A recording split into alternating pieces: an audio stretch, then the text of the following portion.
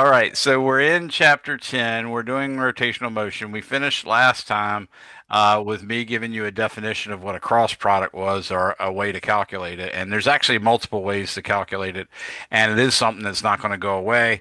I need to let you know that it's also imperative that we understand that all of our coordinate systems that we use in physics need to be right-handed.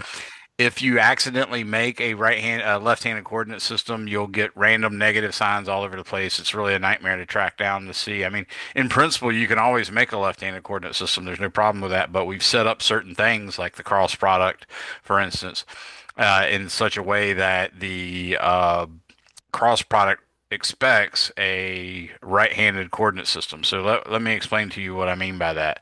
For starters, if you're drawing X and then you're drawing Y, there's no rules whatsoever. You can draw X pointing to the right, you can draw X pointing up, you can draw X pointing to the left, you can draw X pointing down, and once you have any one of those X's, you can draw Y in any one of those other positions. You obviously you wouldn't want to make X and Y be parallel. That wouldn't make much sense. But there's no ambiguity, no problems in putting X to the left and Y down, for instance. That's perfectly fine. It's only when you introduce that third coordinate or that third axis that it becomes a problem. So once you've put down X and Y, you have no choice and freedom of which direction Z points.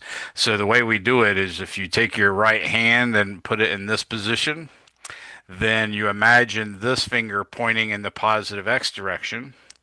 This finger, which in this case, for this particular right hand rule, has to be at 90 degrees because we're doing an XYZ Cartesian coordinate system in which they're all mutually orthogonal. So in that case, this is the Y direction pointing that way, parallel to this, but that way.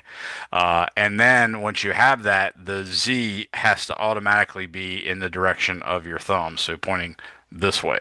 Okay, so keep that in mind. Check it every time. Check mine if I draw one for you like that, and it may or may not seem like it might be right-handed. Check it to make sure it is right-handed.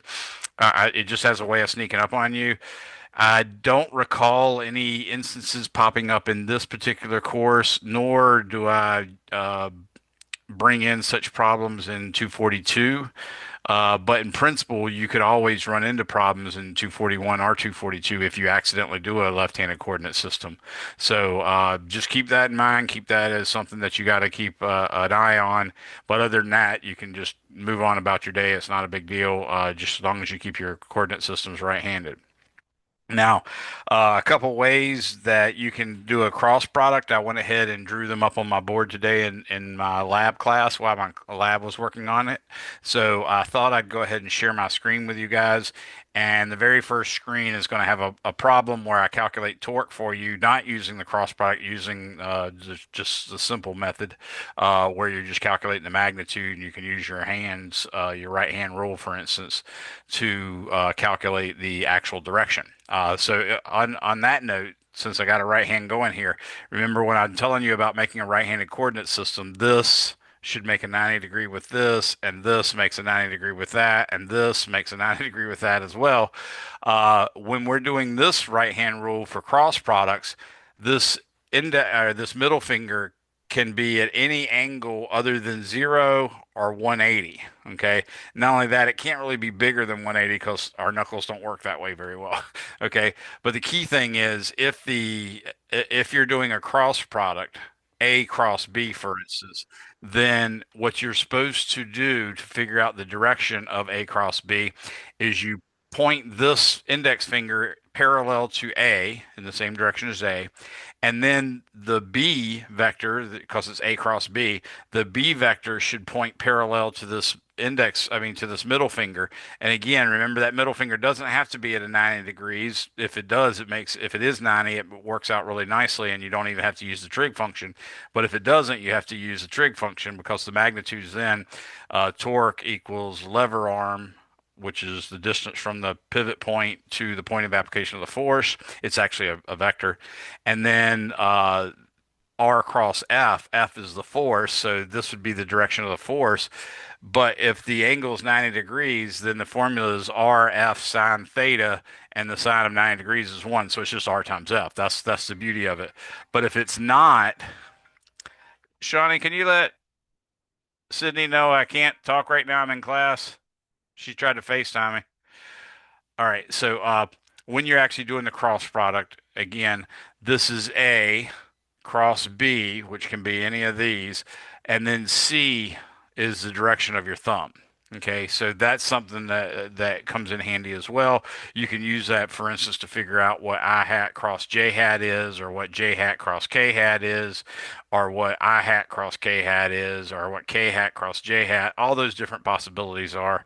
So now I'm going to go ahead and share my screen with you guys, and you'll see the multiple formulas in addition to the videos that I posted on my YouTube channel as well as on your Canvas page. So make sure you got those. Actually, let me double check, make sure I did put one on your Canvas page too. I'm checking right now. Uh, how to calculate a cross product, a 16-minute video. Yeah, that's the one that I want to put up there. It's not the best technology. I did that with handwritten notes or whatever, but it still handles the job. So definitely check it out. I'm going to go ahead and share my iPad screen with you guys now. And this should pop up in a second, and you're going to see a picture of a board, and then you're going to see a problem down below it. We're focusing on the picture on the board for right now, but I'll be going to the problem right after that. Okay. So for starters, that picture is really, really small, so you can't really make it out. So what I'm going to do is blow up the page so you can see. And what I did here is I said how to calculate a cross product, and I showed you me working out the determinant. The determinant was worked out using minors and stuff like that, which you can look up in any book you want to, or you can just watch my video, or you can, watch any of my other videos. But basically, what I did was I took, for instance, I expanded upon I and then J and then K. And when you do that, for instance, when you expand upon I, that means you've covered the first column and you've covered the first row. So all you have left is this little 2 by 2 matrix there. Similarly, when you expand upon J, you've eliminated that column and that row. So now all you have is these two entries for a matrix, and these two is the right hand side of the matrix. So it's again a 2 by 2 matrix, only that it's AX, AZ, BX, BZ. And then when you expand upon K, again, you lose this one, but now you get AXBY minus AYBZ. Now, in addition to that, there's a multiplier. So we're multiplying, for instance, times I, but we're also multiplying by -1 to the I plus, well, I shouldn't use I plus J.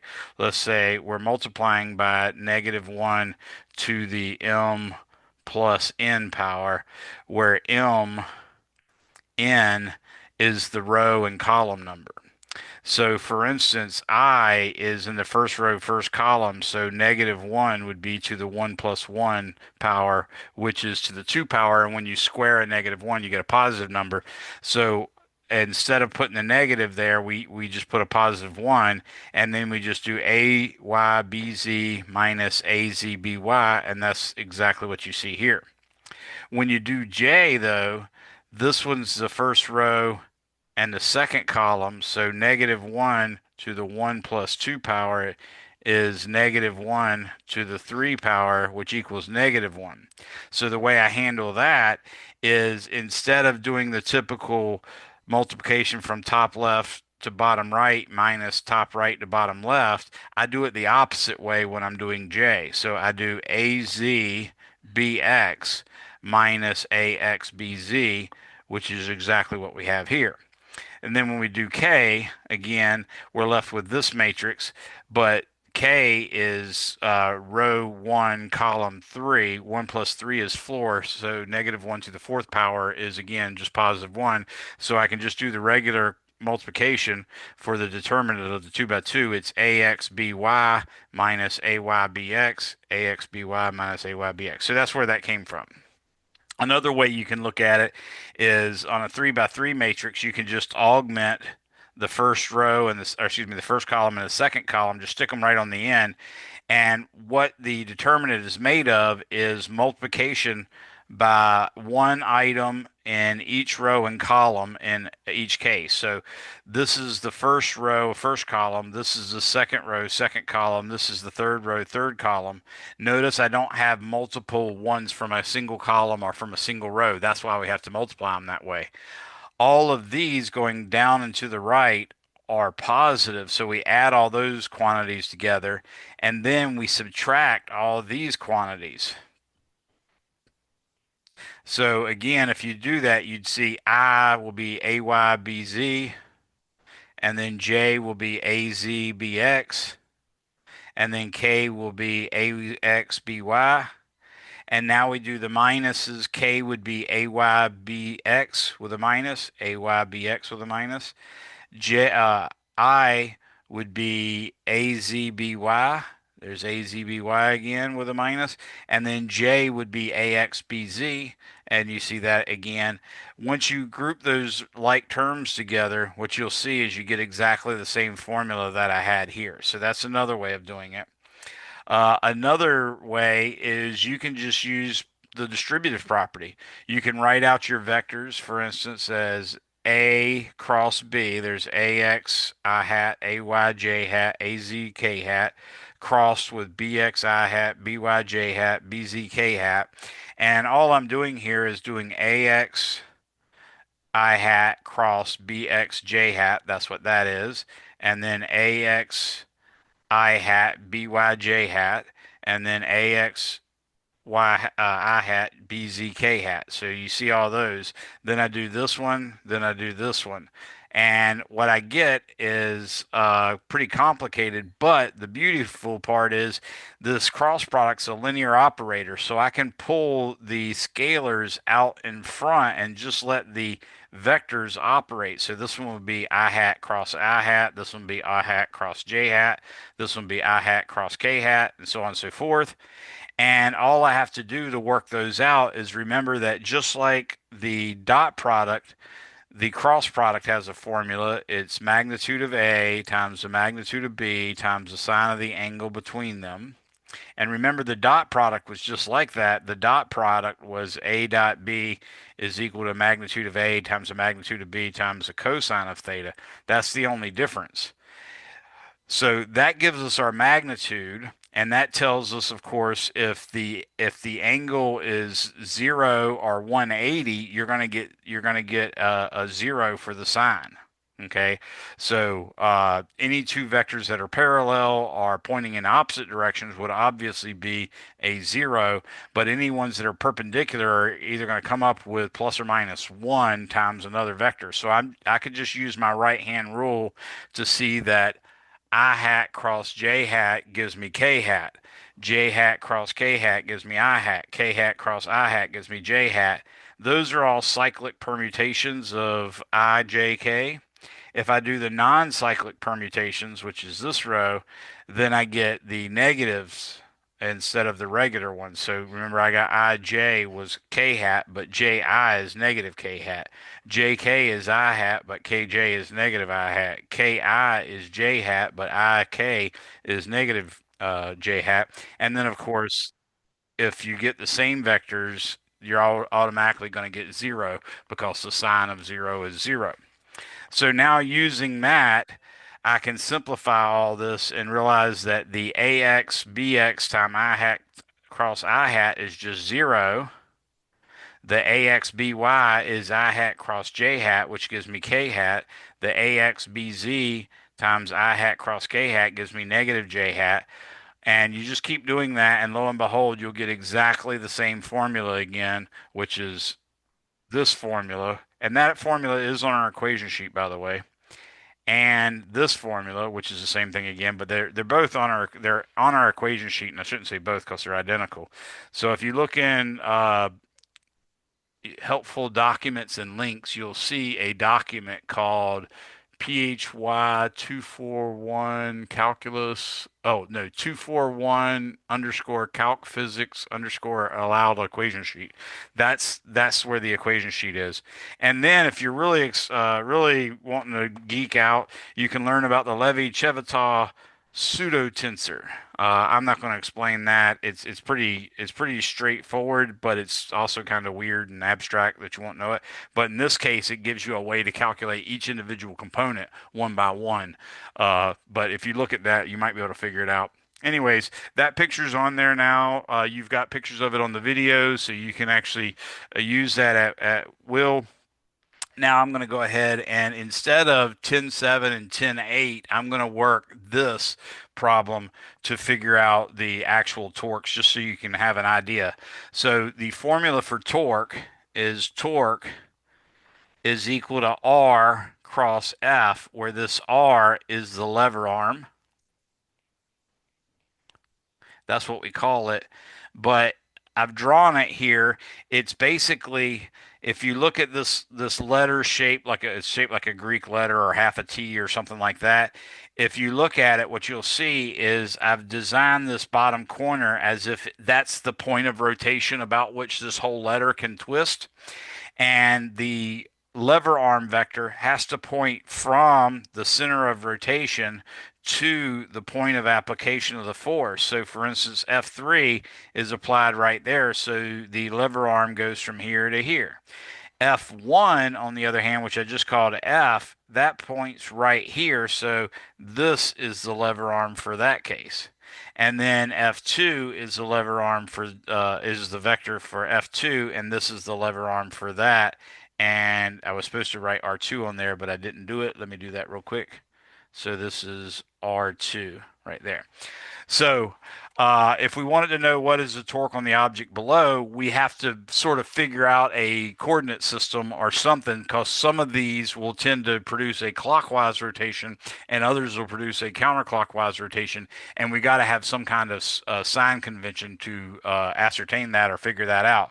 So what I often do is, and I do this in my statics courses and my dynamics courses as well, I do something like this and just put plus in the middle, X, Y.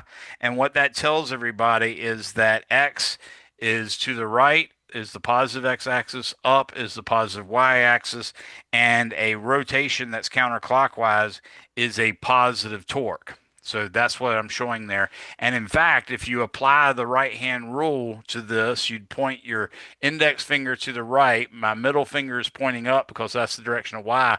And you'll see my thumb is pointing towards me. And because of that, that means the Z axis is pointing towards us.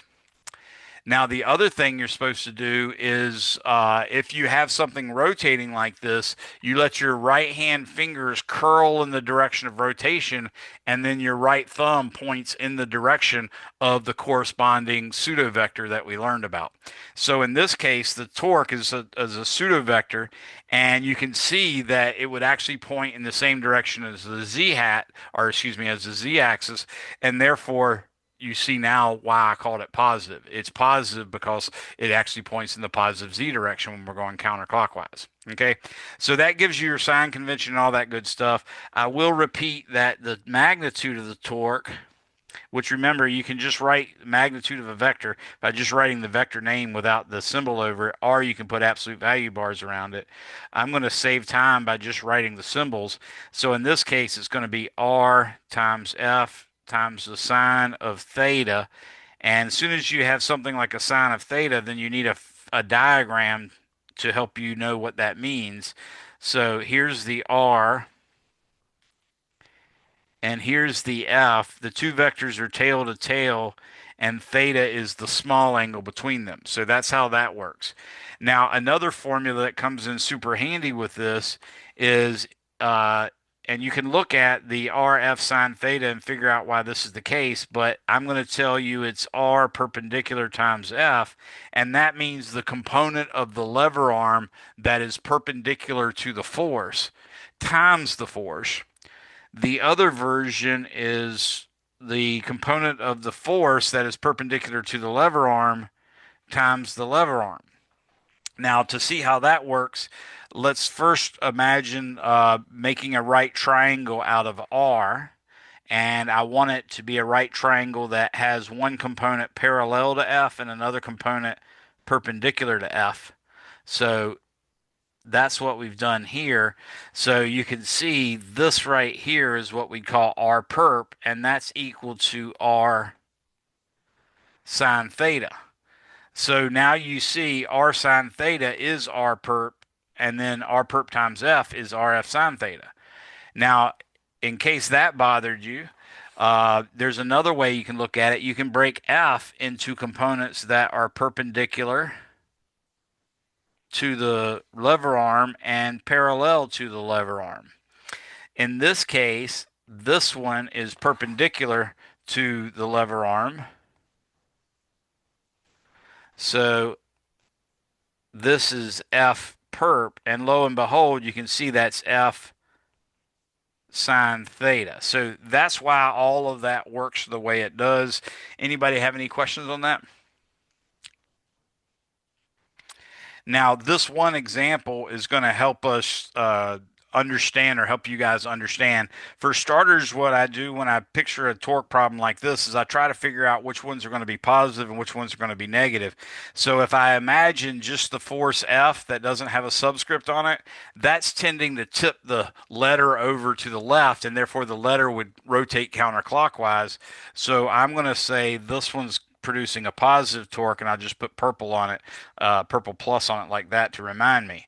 Now, if I look at F2, I can see that that one's going this way. That's going to tend to rotate the letter clockwise. It seems kind of weird because it's pushing down, and in order for it to rotate, it's actually going to have to force that force and everything to move off to the right a little bit. But if you keep the force going down, it's still going to continue to rotate it in a clockwise fashion. So this one's going to be a negative torque. If you look at this F3, you can see that it's pushing up that way. So the actual letter is going to tend to rotate counterclockwise. So that one's going to be a positive as well. So that's what I can use. Now I'm going to go ahead and say the total torque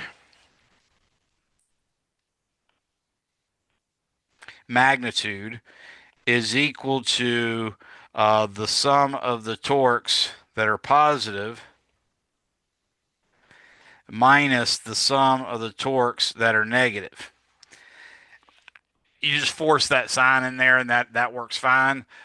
You can also do it with the actual cross product, and when you do it with a cross product by doing that determinant and everything, you'll get one vector that's positive, and that'll correspond to a counterclockwise rotation, assuming you did your coordinate system right-handed, and you'll do another cross product, and it'll come out negative automatically. So it actually does come out on its own if you do the rigors of the cross product, but we're not trying to do that. In this case, what that means is I'm going to say the torque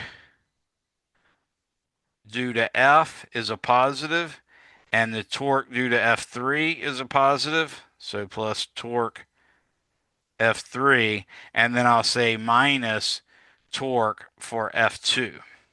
So that's what we're going to use. That will figure out what our total torque is. So let me start off with saying what the torque F is. So torque F is equal to, in this case, this is a perfect example of how easy it is to use R perpendicular times F. If you look at this, you can make the green R vector into a vector that's perpendicular plus another vector that's parallel to the force. So for instance, you could say this R that doesn't have a subscript actually has this component that's perpendicular to the force, and it has this component that is in fact anti-parallel or parallel. It's 180, but that's the same thing as sort of parallel. So this part right here is R perp. So with that in mind, all I got to do is realize that according to this diagram, this letter is 1 meter wide. That's what this means right here. It's 1 meter wide, and this whole letter is 5 meters tall, which means this vector right here has a length of 4 meters. So all I have to do is write in 4. Notice this is positive because it's the F one, so I'll just put a plus there. I'll put a plus there. So it's 4.00 meters times 200.0 newtons, and that is equal to 800 Newton meters. Now that's the unit we use. Your book writes it meter newtons, and that's a little better because a Newton meter is easy for you to think of a joule. And it is technically the same thing as a joule, but we don't use a joule when we're talking about torque. So you just keep it as a Newton meter. This one does happen to be positive because it tends to produce a counterclockwise rotation. So that was torque F. Now I want you guys to think about torque F2 and see if you can figure out what that one would be. Oh yeah, I should point out that the width of this letter, uh, I'll draw it right here. Well, actually, it's getting kind of crowded.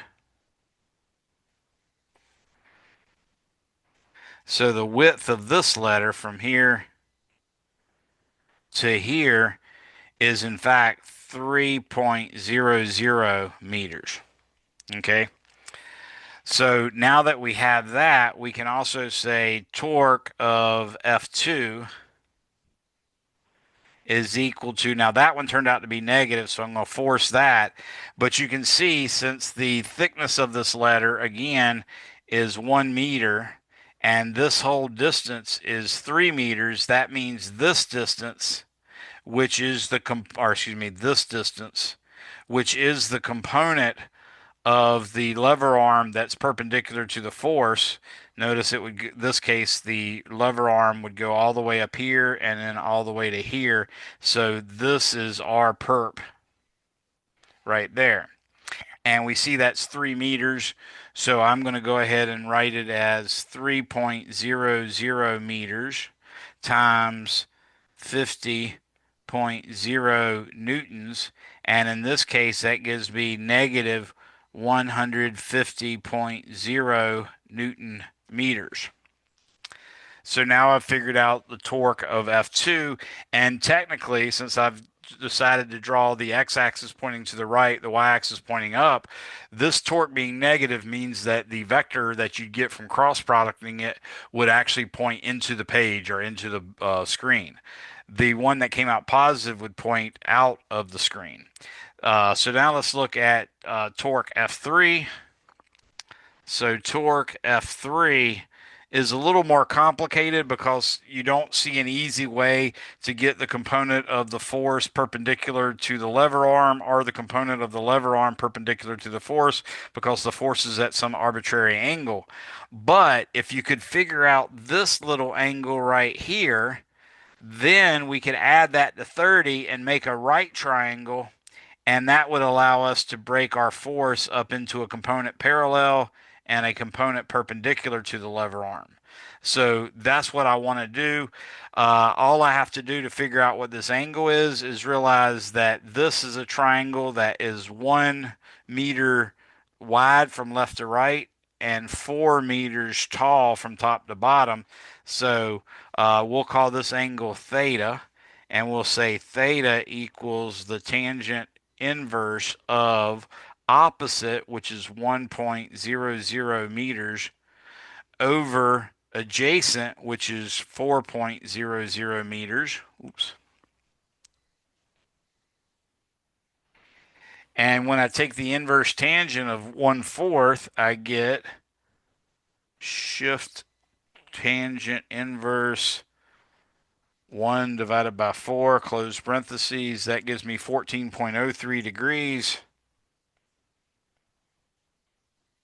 So that's the angle theta, and that tells me that F3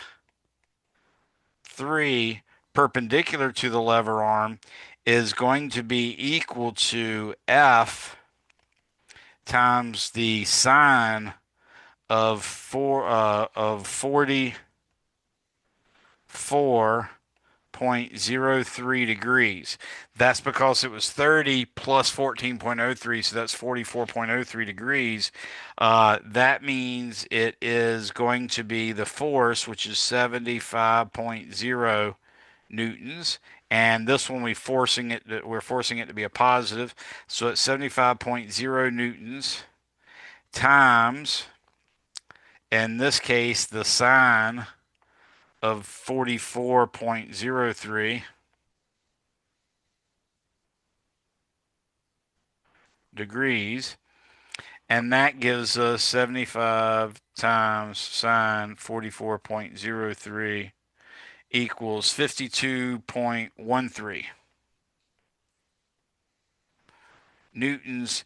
And that's technically going to end up in a positive torque. I call the force positive, but the main thing is the torque is positive. So now I can see that TF3 is going to be F perpendicular times R. And obviously, I need to figure out what the length of R is. Now, R is 1 meter, using the Pythagorean theorem. R is 1 meter squared plus 4 meters squared. Take the square root of it.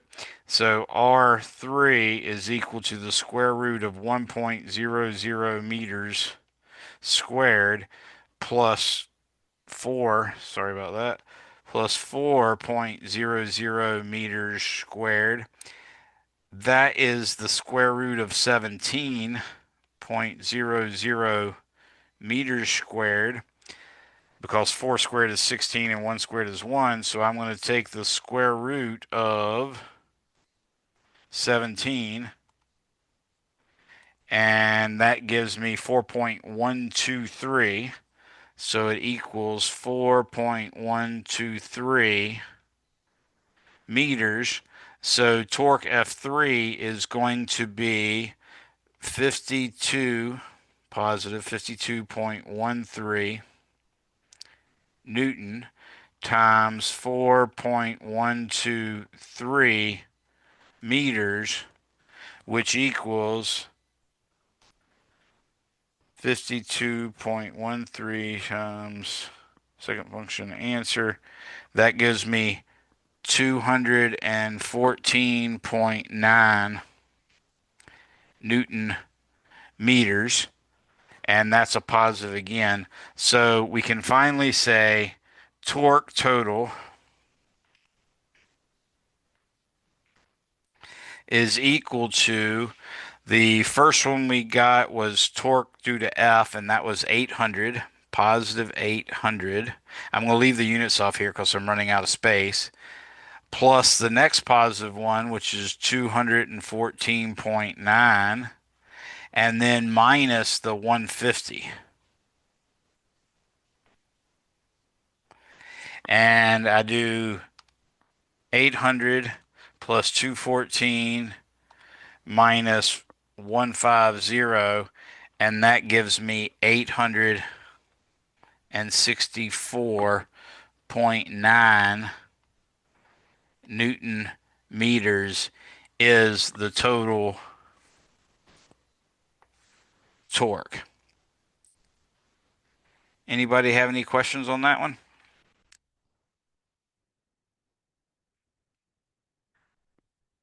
Okay, so that might have looked scary. I hope it didn't, because I tried to break it down into small parts and everything like that. But does anybody have any questions on it?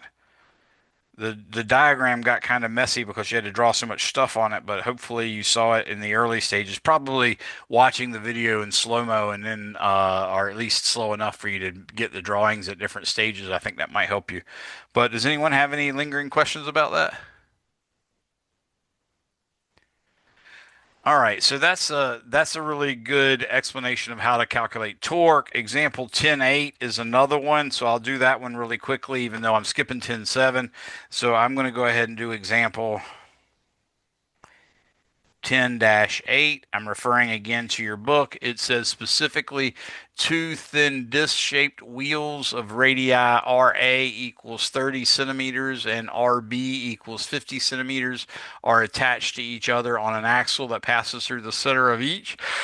As shown in the figure, calculate the net torque on this compound wheel due to the two forces shown, each of magnitude 50 newtons. Okay, so let me start off with drawing a diagram, and I'm going to use my cheater software where it'll make a better circle out of it. And I'm going to do the same thing with this circle. That's not too bad. Okay, maybe it needs to move up just a tad. Oop, nope, I wanted to move it. There you go. Right about there looks okay. Okay, so what we have is RA is 30 centimeters, and we're going to assume that's 2 sig figs, and RB is 50 centimeters. We're going to assume that's 2 sig figs as well. The weird thing is, instead of coming off tangential to the actual circle part, we have a force here that's coming off at 30 degrees above tangential. So this force is 50 newtons at 30 degrees. The other force, on the other hand, is 50 newtons. And if you notice, it's automatically perpendicular. And that's the norm when a string comes off of a pulley. Generally, the string, which has a force called tension in it, that string is having a tension running parallel to it, and therefore the string or the force is perpendicular to the lever arm on a pulley usually. Okay, this again is 50 newtons. So in this case, what we want to realize is which ones are positive, which ones are negative, and we want T total. Again, if I use my right hand rule and my assignment of positives like this, which we don't even use the X and Y in this case, but we are using the counterclockwise versus clockwise, I think you can see that the vertical 50 newtons on the left hand side, that tends to rotate it in a counterclockwise fashion. So this one's going to be a positive torque. This one tends, the one at the top tends to rotate it in a clockwise fashion as opposed to counterclockwise. So this one's going to be a negative torque. Now, in this case, what I'm going to do is take this to be the component of force that is perpendicular to the lever arm, and you can see that that F perp is equal to F cosine 30 degrees. So now I can calculate the total torque. T total is equal to, that one's going to be a negative, so I'll start with the positive. That one's going to be 0. Oops. That was going to be 0.50. That's the lever arm meters times 50 newtons. That's the force. Minus, now the minus is coming because this other torque is causing a clockwise rotation. In this case, it's going to be 30, which is 0.30 meters, times 50 newtons times the cosine of 30 degrees. Notice how the formula for a cross product is R times, or the torque cross product is R times F times the sine of theta. But that only applies when you have the R and the F tail to tail. And here, I don't really have the R and the F tail to tail. If I put them tail to tail, you would see the R and the F are actually separated by 60 degrees. And of course, that's why sine and cosine are named that way. One is the it's the co-trig function of the co-angle, if you will. So two angles adding up to be complementary make up 90 degrees. So with a right triangle, if one of the angles is 30, the other angle is 60. So the sine of 60 is the same thing as the cosine of 30. That's how that works. Let's go ahead and multiply this. This would be 25.0 Newton meters minus, in this case, we got zero point 0.3 times 50 times cosine 30, and that gives me 12.99, or about 13. So that's going to be 13.0 Newton meters. If I subtract that, I end up getting 25 minus 13 is going to be equal to 22.0 Newton meters. And of course, that 0 is not a sig fig. So that's our total torque. Anybody have any questions on that? Wait, why did 25 minus 13 make 22? Oh, it made 12. Yeah, I was thinking that in my head, but I wrote down, and I think I even said 22. So, yeah, good for me. Good job. Thank you for correcting me on that. Y'all didn't know that 22 minus 12 is, or 25 minus 12 is 22? Yep, yep, yep. It's a good day in my head. Anyways, anybody have any questions on that? I'm trying to see what I did wrong. Oh, okay. I realize now what I did wrong. Oopsie. I drew both of these on the 50 centimeters.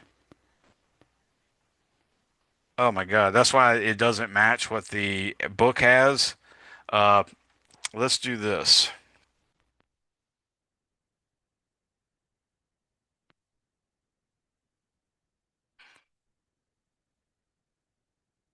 Okay. I'm going to put this down here and now do another one. And this time I'll put it correctly. Notice what I drew wrong was I put this 50 Newton one on the big radius when the 50 Newton was supposed to be on the small radius. So let me fix that by doing this.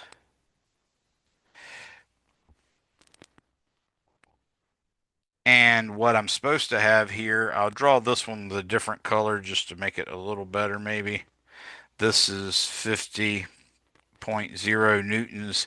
This is still at 90 degrees, so that works out. Again, the signs are the same, but now let me calculate T total using the right numbers. Everything I did with this diagram is wrong, but only because of this part. This part is supposed to be 0.50, and that would make that part not quite correct. But everything else I did was right. I just made a careless mistake. So we're going to look back at this. I apologize again for this stupidness. But anyways, the torque total is going to be the sum of the torques. Obviously, the one at the top is going to be a counterclockwise, or excuse me, is going to be a clockwise rotation. That's going to be a negative torque, and the one pointing downwards is going to be a counterclockwise rotation. That's going to be the positive torque. So I'm going to say torque total is equal to 50.0 newtons times 0.30. Notice I'm putting it at the right spot now, and those are perpendicular, so that's done. 50 times zero point 0.3. And then the other one's a minus, but that's because it's a clockwise. And in this case, it's going to be 50 newtons. Well, actually, I'll put it in a different order. I'm going to put it 0.50 meters, and then I'm multiplying it by 50.0 newtons times the cosine of 30 degrees. Now, in this case, the point 0.3 is like making the 50 into 5 and then times 3. So that'd be 15.0 Newton meters.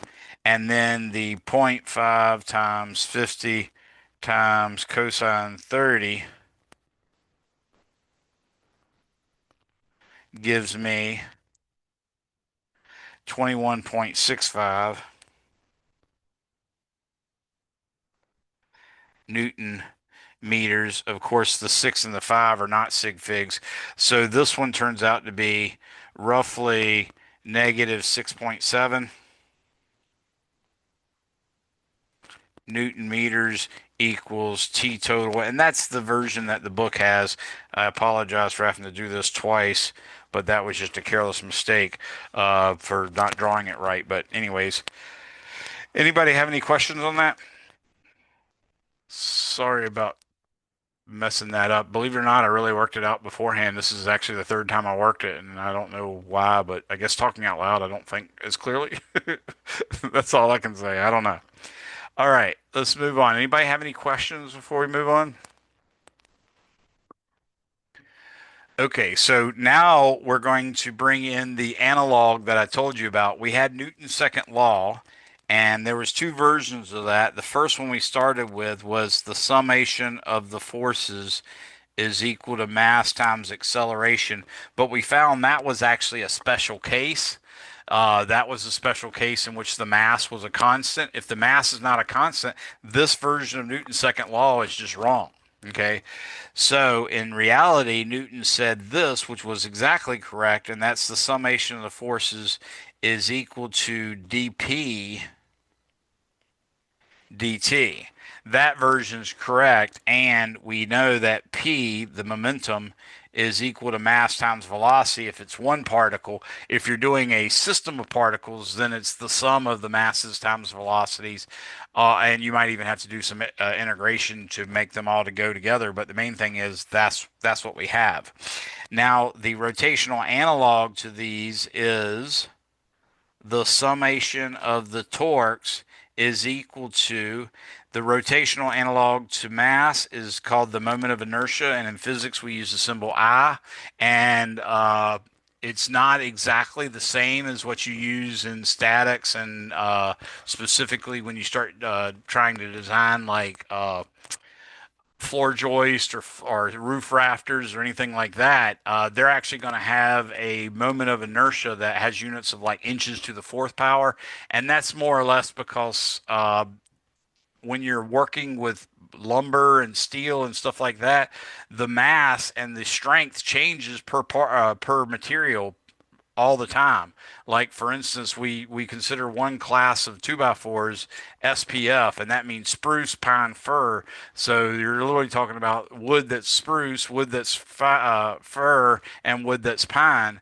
And each of those have different densities, different hardnesses, different rigidities, different Young's modulus, all that good stuff. So if we really wanted to do the typical moment of inertia, we'd have to know exactly what wood you're using and all that stuff. Whereas if you take out the wood part of it and then allow that to be added in later, then what you end up doing is more or less dividing the moment of inertia by the density of the material, and therefore you end up getting the mass, which the moment of inertia comes out in kilogram meter squared, but that mass is going to cancel out, and then you're going to get meters squared in the top with the other meters squared, so you get meters to the fourth or something like that.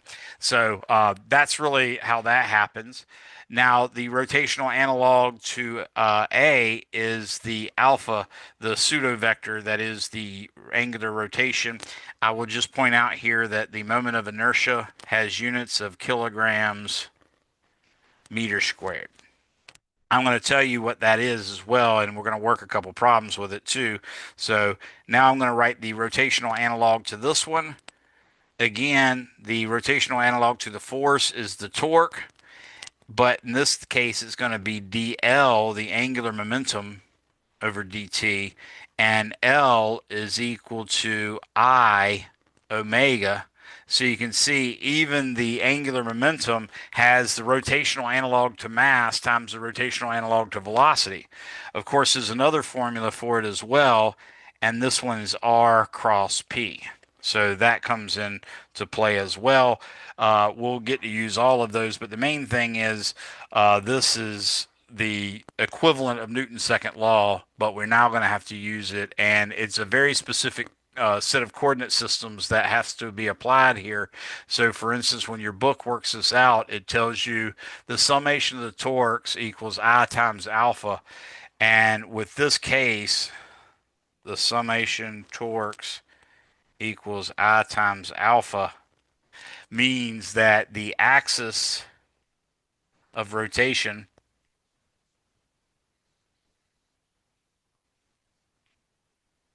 is fixed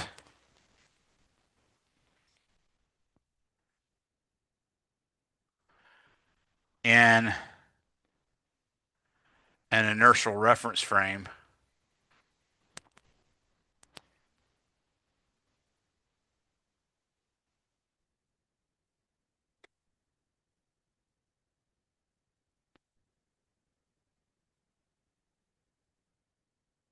So long as you have a fixed in an inertial reference frame, you can use the summation of the torques equals I times alpha, and what you consider the center of rotation is irrelevant.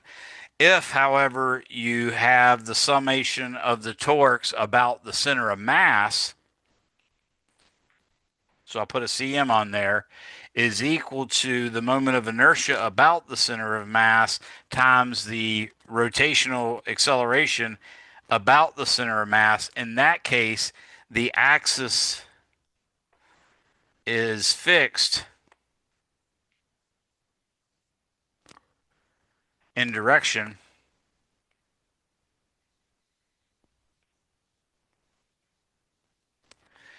but may accelerate. So for instance, if you're talking about a cylinder rolling down an incline, as long as the cylinder rolls straight down instead of turning like this or that, then the axis of rotation through the center of mass is constantly pointing in the same direction all the way down the incline. And even though the reference frame is accelerating, it still works. So that's the key to understanding this.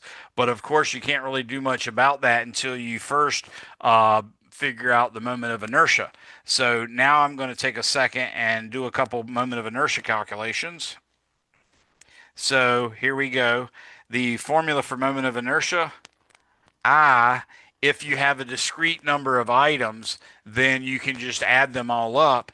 And the way you add them is you take the summation from I equals 1 to n of m sub I r sub I squared, like that. However, if it's not discrete, if it's continuous matter, then you have to use an integral form, and that is I equals the integral of r squared dm. And I want to remind you that dm can be equal to lambda dl, or it can be equal to sigma dA, or it can be equal to rho dV, where that's the volume. Okay, so the units, for instance, for lambda are kilograms per meter. The unit for sigma is kilograms per square meter, and the unit for rho is kilograms per meter cubed. So that's what you have to keep in mind. If it's uniform matter, then meaning the mass is distributed uniformly, then these constants will be a constant. Excuse me, these lambda, sigma, and rho will actually be constant. Okay? So let me start off with a simple case. This is exactly example 10.9. What we're going to have here is in case A, we're going to imagine that this is our y-axis and this is our x-axis. And at the 2.0 meter mark is a block that is 7.0 kilograms. And then at this 2.0 negative 2.0 meter mark is 5.0 kilograms. For part B, we're going to do a little differently. We're going to draw our y-axis over here, our x-axis here. This is 0.50 meters, and that's 5.0 kilograms. And then over here at 4.50 meters is the 7.0 kilogram. And what we want to know is the moment of inertia for part A equals question mark, and the moment of inertia for part B equals question mark. And I'm just going to try to box this off like that. So using our formula, I'm going to get, remember, r has to be the distance perpendicular to the rotation axis, the distance from that rotation axis to the center of mass of what we're assuming is a point particle. If it's not a point particle, then you have to actually take the time and figure out what the center of mass of it is. If it's uniformly distributed and it's a geometric shape, then it's the geometric center. Okay, but if it's not uniformly distributed mass, then you might have to actually do some work to calculate the center mass like we did in chapter 9. So in this case, it's going to be 5.0 kilograms times negative 2.0 meters squared plus 7.0 kilograms times positive 2.0 meters squared. That's 5 times 4, which is 20.0 kilograms meters squared. And this is 7 times 4, which is 28.0 kilograms meters squared. So I for part A is equal to 48.0 kilograms meters squared.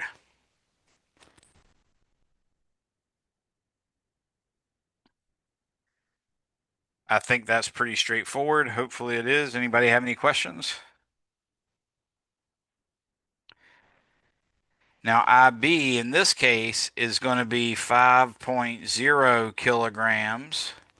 Now the distance of rotation from the rotation axis, which is about here, whereas there it was about there. In this case, the distance is 0.50 meters squared, and then the other one is going to be 7.0 kilograms times 4.50 meters quantity squared.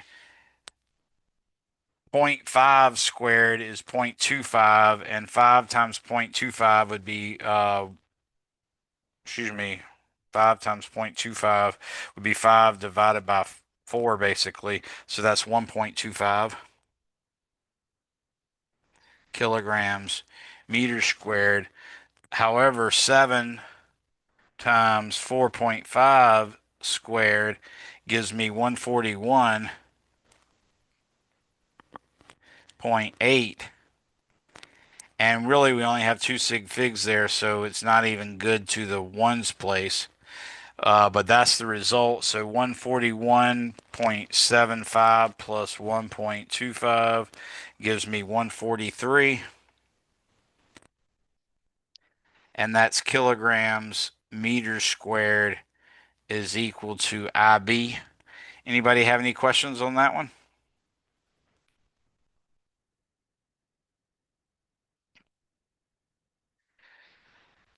All right. Now I'm going to show you a little bit harder. I'm going to go ahead and do some integration. So I'm going to show you another example. This one's made up. So actually, your book will do it eventually, but I'm going to make it up. Let's say, uh, whoa, Nelly, find I for, whoa, form for a thin uniform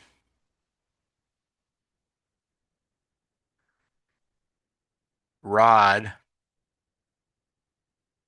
rotated about an axis that is perpendicular to it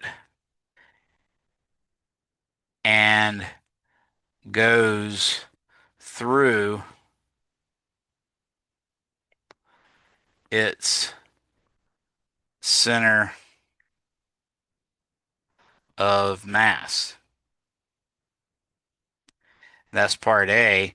Part B, what is I if the axis goes through one end? Okay, so that's the problem we're trying to solve. I'm going to start off with part A. I'm going to draw it so we'll know what we're talking about here. In this case, I'm going to draw my y-axis this way. I'm going to draw my x-axis this way. I'm going to say this is positive L over 2, and this is negative L over 2. And my rod is just going to be this little thin shape right here. Those are supposed to be straight lines, but you can tell I'm drawing it myself, so no telling on that case.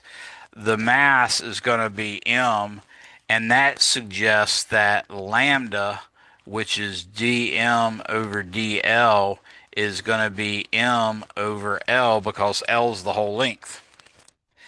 Now, what we're going to do is we're going to imagine, since I is equal to the integral of r squared dm, when you're integrating something like this, you need to make sure that the integrand, in this case r squared, doesn't vary more than an infinitesimal amount from one edge of dm to the other edge of dm. So nowhere in the dm's should the r measurement differ by more than r plus dr or r minus dr.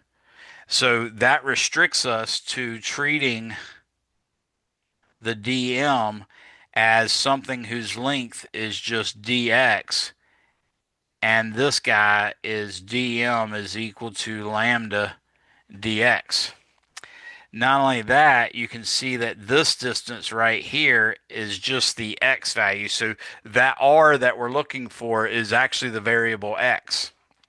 Now we're in a position where we can go ahead and compute it. So I, for part A, which I'll call I center of mass, because notice it does go through the center of mass. So I center of mass is going to be equal to the integral of r squared dm, which equals the integral of x squared times lambda dx, and that goes from x equals negative L over 2 to L over 2. You can see that that lambda is going to come out in front, and then we're going to get, when I take the integral of x squared, I'm going to get 1/3 x cubed. So I'll put the 3 under here, and then I'm going to do L over 2 cubed minus negative L over 2 cubed, like that.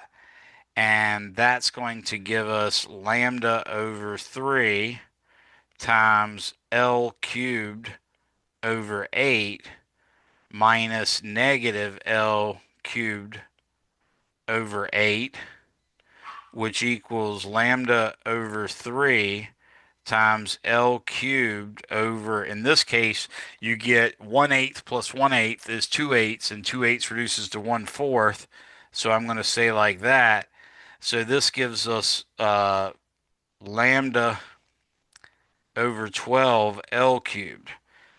Now I can do ICM substituting in the lambda, and the lambda is m over L, so this is going to be m over 12L times L cubed, which gives me 1/12 mL squared.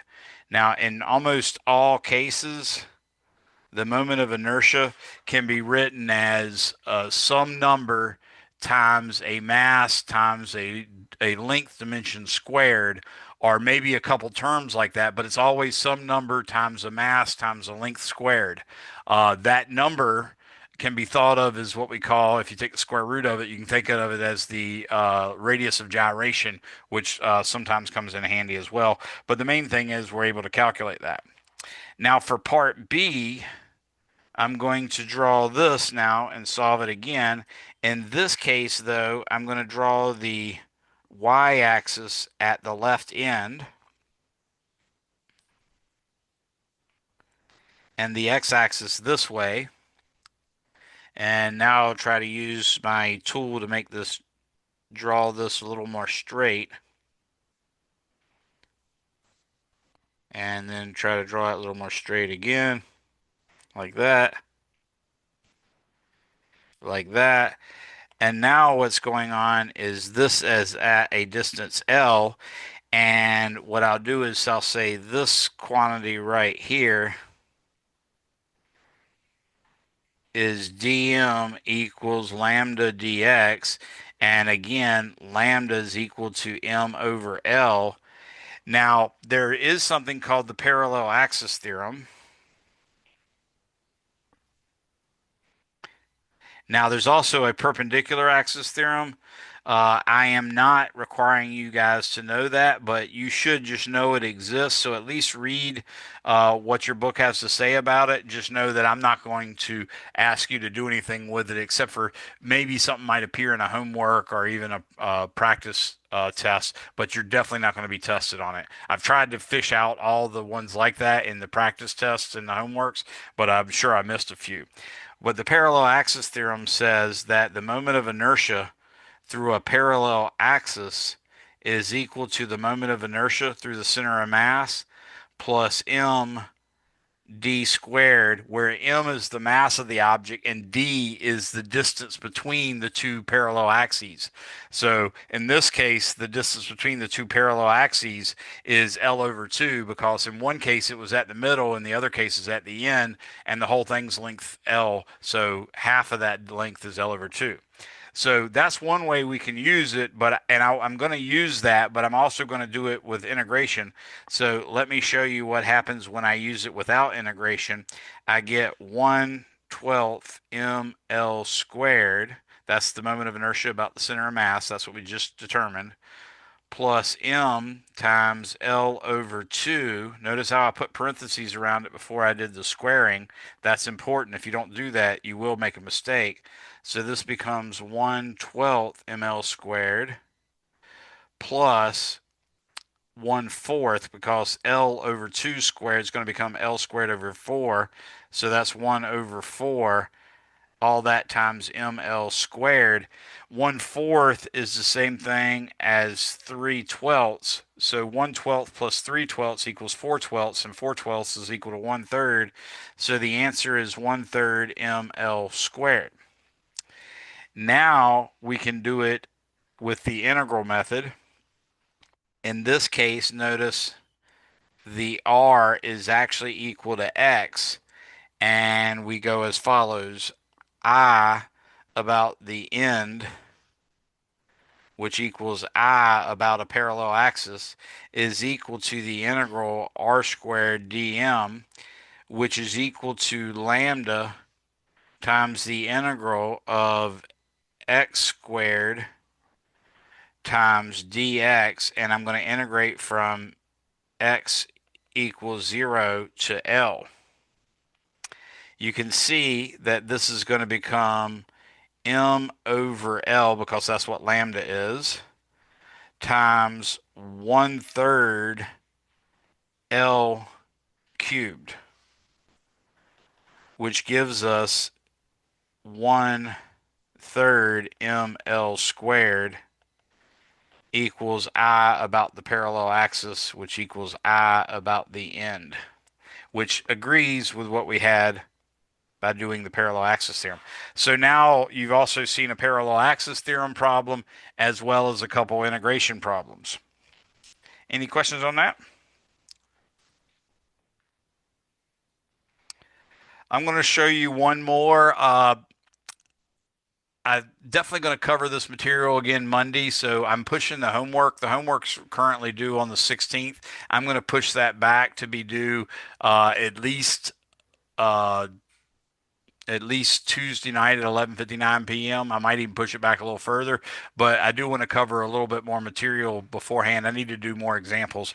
So let's go ahead and Um, work on this. what Yes. about the online test? Because that covers 9 and 10. Yeah, that'll have to be moved as well. Did we already do that yet? Or did I already No, post that that's one due yet? on the 16th. Yeah, I have to move that back as well. Yeah, I thought I had just done through 9. That's why I wasn't worried about it. But yeah, I think you're right. I did do the online test as if it's 9 and 10.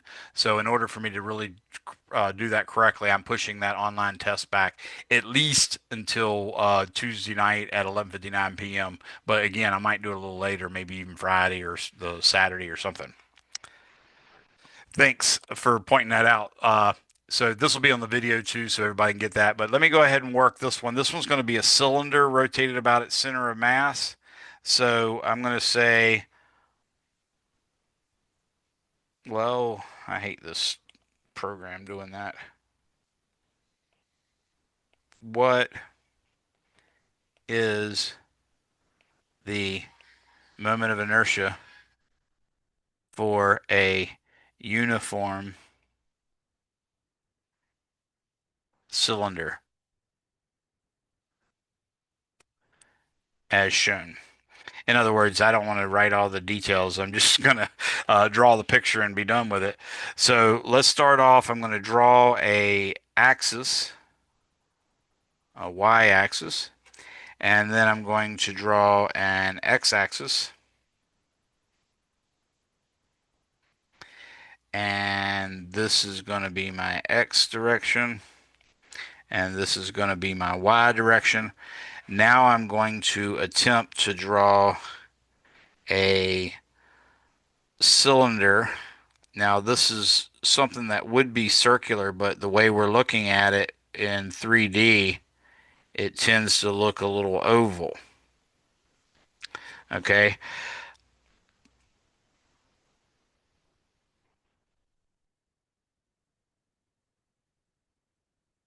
like that. And what I'm going to say is this dimension is h, this dimension is r, and the whole thing has a mass of big M. Okay, so what I want to do is calculate the moment of inertia rotated about this axis. Now, again, I told you guys that the I is equal to the integral of r squared dm. That r and that dm have to be chosen such that the r does not vary more than an infinitesimal amount from one edge of dm to the other. So what I have to use here is going to be, let's say like this, and then inside of it is another one, and the inner radius is little r, the outer radius is r plus dr. And of course, it's actually a three-dimensional object, not a two-dimensional object,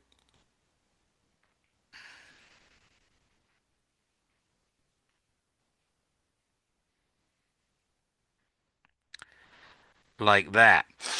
Now, if you've had this in your calculus, you know that we normally call that differential volume element is 2 pi r dr times h, just because it's three-dimensional instead of two-dimensional. You're probably used to the 2 pi r dr.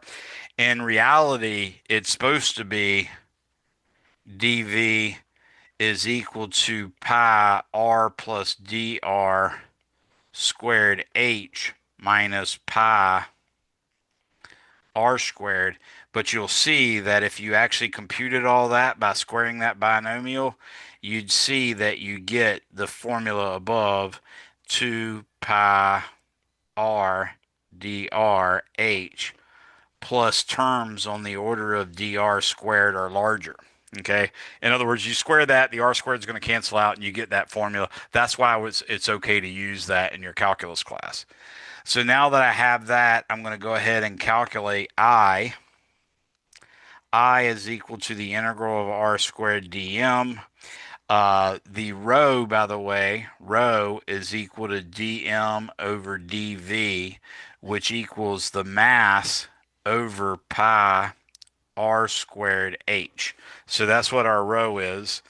This is going to be the integral from r equals 0 to big R of r squared times rho times 2 pi r h dr.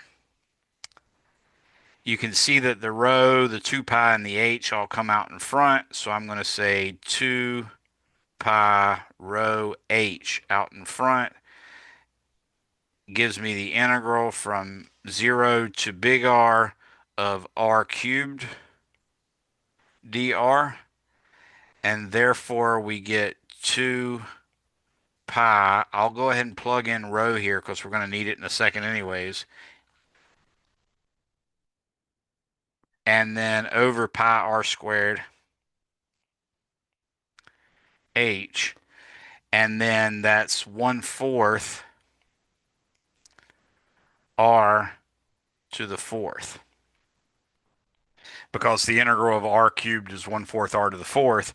So now what you can see is this 2 cancels out with this pi, or excuse me, this pi cancels out with this pi. This r squared cancels out with r to the fourth, leaving an r squared. And oops, there's a h that was missing from here too.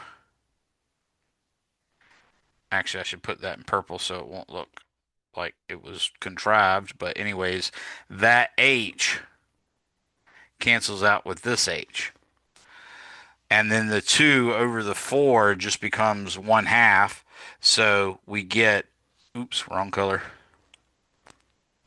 We get I is equal to 1/2 m r squared, which is exactly the formula that you'll see in our table of moments of inertia, which is one of the things that I include on your test when you have that document down at the bottom of your test that's got your equation sheet. I include a table of moments of inertia as well, and in fact, it's the exact table that occurs in your textbook, figure 1021. So I think we've done enough now. You guys are free to go. And like I said, we'll work on this next time, and I'll push the test, the online test and the practice test back, as well as the homework for Chapter 10.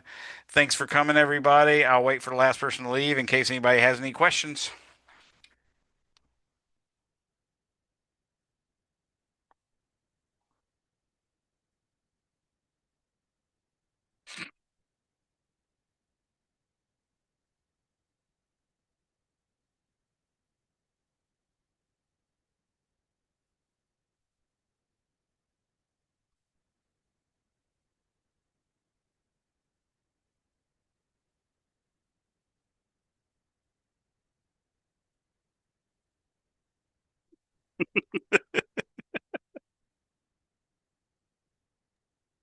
I got a question. Yes, sir. How can I help you?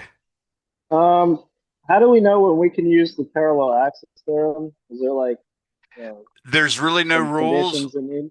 Yeah, in fact, as long as the two axes are parallel, you can even use them like if I wanted to rotate that cylinder about the edge of the cylinder, since that's parallel to the edge, that would be fine. But I could even do it like 3 inches to the left of the edge, and it would still work. Okay, so as long as we draw our axes parallel to the shape.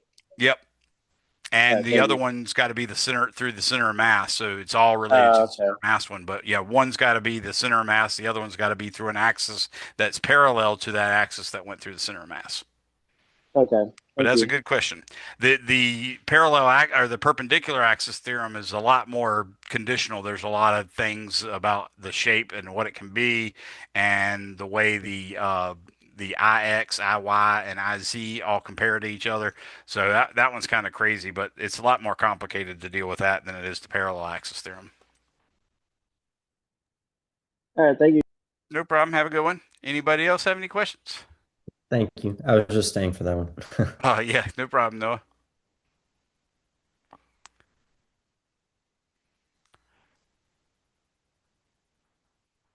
All right, that looks like we're done then.